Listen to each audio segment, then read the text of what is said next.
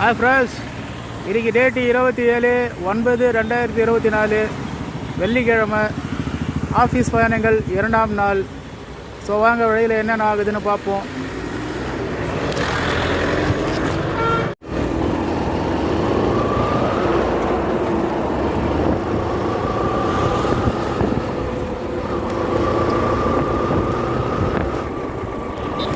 தண்ணி கிலோமீட்டர் வேறு அதிகமாக போயிட்டே இருக்கு.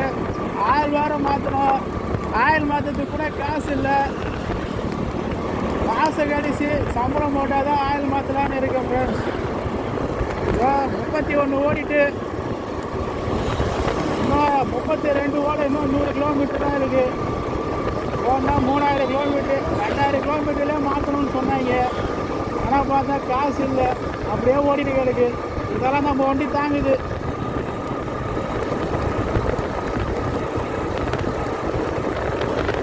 மனசில் 1008 கவலை ஓடிக்கிட்டு இருக்கு. என்ன பண்ணலாம், அடுத்து என்னடா பண்ணலாம், அவள் தான் வாழ்க்கை முடிஞ்சிச்சான்னு சொல்லிட்டு. ஆனால் என்ன பண்ணுறது, வேலைக்கு போய் தான் ஆகணும். வேலைக்கு போனால் தான் ஆளை கல்யாணம் பண்ண முடியும், வீடு கட்டிட்டு. சின்ன வயசுலேருந்தே சொந்த வீட்டில் வாழணும்னு ஆசை. ஆனால் 24 வயசாகுது, இன்னமும் அது நடக்கலை. இத்தனை வருஷமாக ஓடிக்கிட்டு தான் இருக்கேன். இப்போவும் 10,000 ரூபாய் சம்பளத்துக்கு போய்கிட்டு இருக்கேன். சேவிங்ஸ்னு பார்த்தீங்கன்னா 2000 3000 கூட நிற்கிறது இல்லை. அடுத்த மாதம் வரதுக்குள்ளேயே அது காலி ஆகிடுது. இதில் எங்கேருந்து நான் வீடு கட்டுறதுன்னு தெரியல. வண்டியில் எப்போவுமே ஸ்பீடாக போகாதீங்க, பொறுமையாக போங்க. ஒன்றும் தலைமுழுகிற காரியம்லாம் எதுவும் அங்கே நடந்துட போகிறதில்ல, லேட்டாக போகிறதால ஒன்றும் ஆகிட போகிறதில்ல. கொஞ்சம் ஸ்லோவாகவே போக பழகிக்குங்க, அதான் நல்லது எல்லாருக்குமே.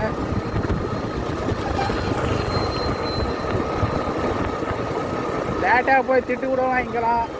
அதுக்கு ஸ்பீடாக போய் எங்கேயாச்சும் முட்டி உயிர் போய், இல்லை உயிர் போகலனாலும் கை கால் போய் அந்த மாதிரிலாம் கஷ்டப்பட தேவையில்ல.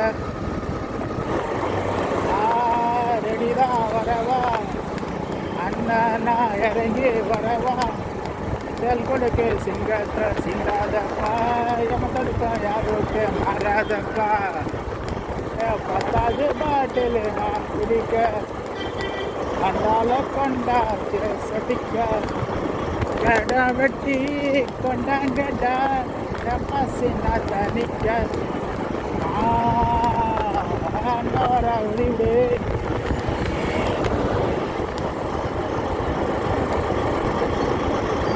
நைட் நல்லா மழை பெஞ்சிருக்கு. ஆனால் இப்போ கிளம்பி போகிறப்ப நல்லா சில்லுன்னு இருக்குது. நைட்டு ஒரு 12 மணி போல் இருக்கும். 12 மணிக்கு படுக்கிறேன், தூக்கம் வருது, வர மாதிரி இருந்துச்சு. கரெக்டாக மழை வந்து எழுப்பி விட்டுச்சு.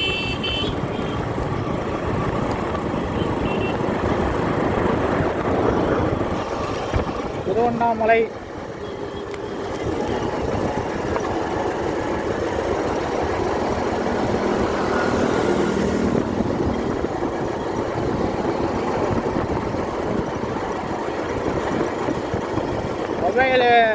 மொபைல் ஹோல்டர் வாங்குறதுக்கு கூட காசு இல்லை. அதான் பாக்கெட்டில் வச்சு வீடியோவை எடுத்துக்கிட்டு இருக்கேன். ஹாய் ஃப்ரெண்ட்ஸ், ஃபோனை பாக்கெட்டில் வச்சுருந்தேன். அது ஏதோ டச் ஆகி வீடியோ பாதியிலே கட் ஆகிட்டுக்குது. வேறு எங்கெங்கேயோ போயிட்டுக்குது டச் ஆகி. ஸோ என்னென்னமோ அவ்வளோ பண்ணாத்திக்கிட்டு வந்தேன்.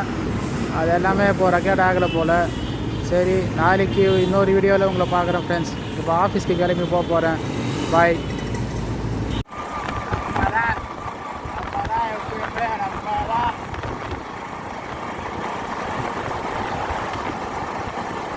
அப்படின்னு நினச்சிக்கிட்டு இருக்காங்க சில பேர், நான் தான் பெரிய மயிறு அப்படின்னு.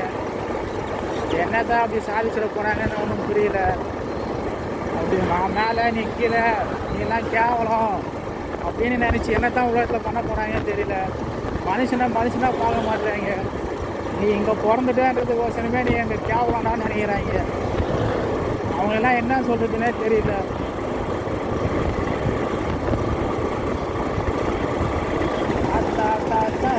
கொஞ்சம் கொடிக்குது பேரா நீ கடியது எடுக்கையில் பொடிய பறந்துடுச்சு தாத்தோ டான் டான் டான் தாத்தா தாத்தா கொஞ்சம் கொடிக்குது வேற பேரா தடியது தாத்தா தடிய எடுக்கையில கொடிய பறந்துருச்சு காத்தோ. இந்த பாட்டு சின்ன வயசுல கேட்டு வைபாயிருக்கேன், உண்மையாகவே சொல்கிறேன். ஆனால் இப்போ அது ரீமிக்ஸ் எடிட் பண்ணி போட்டிருக்காங்க. அந்த வருஷமும் நல்லா தான் இருக்குது, கேட்டு பாருங்க, நல்லா மஜாவாக இருக்குது, வைபாக இருக்குது. நமது நாட்டு அண்ணாதுரை போட்டார் இந்த பொடியடா, அது மண்டவெறிய நெடியடா போட்டார் தெரியாதடா. அதாவது ஒருத்தனை நேருக்கு நேராக வந்து மோதனா ஒன்றும் பிரச்சனை இல்லை, நம்மளும் சரி என்னான்னு பார்த்துக்குவோம், எவன் தான் இருக்கான், நம்மகிட்டயும் ஆள் இருக்குது பார்த்துக்குவோம் அப்படின்னு. ஆனால் நம்ம தனியாக போகிறப்ப வரப்போ நாங்கள் ஸ்கெட்சை போட்டு தூக்கணும்னு முடிவு பண்ணி இந்த பின்னாடி இந்த குத்துற வேலைலாம் பண்ணிட்டு இருக்கானுங்க. அவங்களெல்லாம் எப்படி தான் நம்ம சமாளிக்கிறதுனே புரியல. அப்படி பின்னாடி தான் வந்து தாக்குறானா, தைரியம் இல்லையா, இல்லை பயப்படுறானா, இல்லை என்னதான் அவன் கதைனே நமக்கு புரிய மாட்டேங்குது.